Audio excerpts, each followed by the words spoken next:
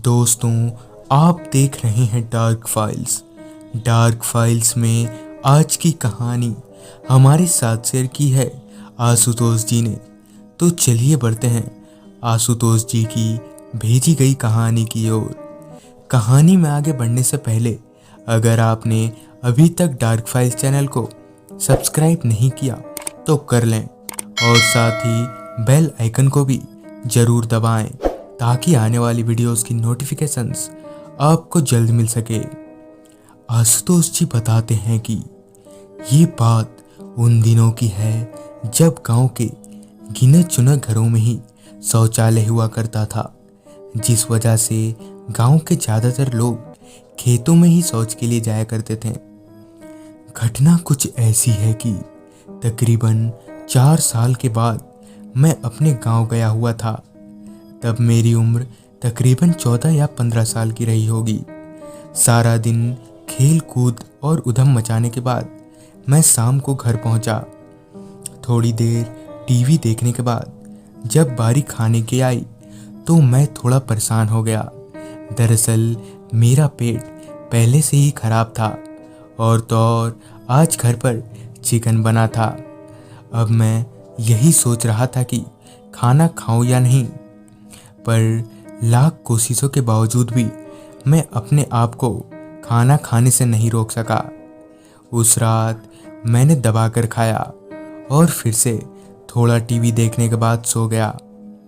रात के तकरीबन 1:45 बजे पेट में तेज दर्द की वजह से मेरी आंख खुल गई। अब पेट में तेज गड़बड़ होने लगी थी।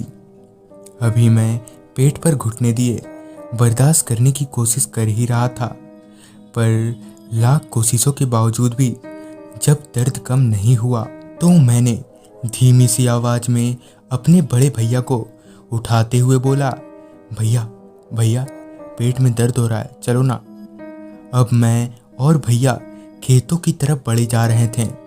भैया ने खेतों की तरफ बढ़ते हुए बोला, मैंने तो पहले ही कहा था तेरे से इतना मत खा, पर तू कभी किसी की सुनता कहाँ है। खेतों में पहुंचकर मैं एक जगह बैठकर पेट हल्का करने लगा और भैया इधर उधर टहलने लगे। अभी मैं इधर उधर देख ही रहा था कि तभी मुझे ऐसा लगा कि कोई खेतों में पानी लगा रहा हो। तभी मुझे लगा कि किसी ने मुझे पीछे से चमाट लगाई हो। मैंने पीछे मुड़कर देखा तो वहाँ कोई नहीं था।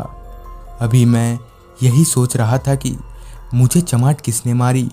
इतने में ही किसी ने मुझे वहाँ से उठाकर आगे फेंक दिया। पर हैरानी की बात तो यह थी कि वहाँ मेरे सिवाय दूसरा कोई नहीं था। मैं वहाँ से भागकर भैया के पास जाने लगा, पर भैया के पास पहुँचने से पहले किसी ने मेरा पाँव पकड़कर मुझे झाड़ियों के पीछे खींचकर ले जाने लगा। झाड़ियों के पीछे मैंने जो देखा उसे देखकर मेरी आंखें फटी की फटी रह गई। वहाँ एक आदमी था जिसका पूरा शरीर जला हुआ था। उसकी आंखें खून से भी ज़्यादा लाल थी।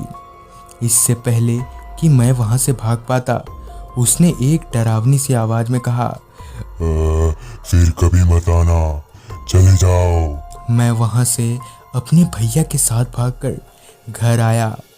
घर पहुंचकर मैंने सबको सारी बात बताई, जिसके बाद दादी ने मुझे बताया कि कुछ महीनों पहले एक किसान ने कर्ज के चलते उसी खेत में खुद को जलाकर मार लिया था, जिसके बाद से उस खेत में रात हो जाने के बाद कोई नहीं जाता। गनीमत रही कि तुम लोग बच गए, वरना जान पर भी बन सकती थी। तो दोस्तों, ये थी आशुतोष जी की भेजी गई कहानी। अगर आपके पास भी ऐसी कोई कहानियाँ हैं तो हमारे साथ ज़रूर शेयर करें और देखते रहें डार्क फाइल्स।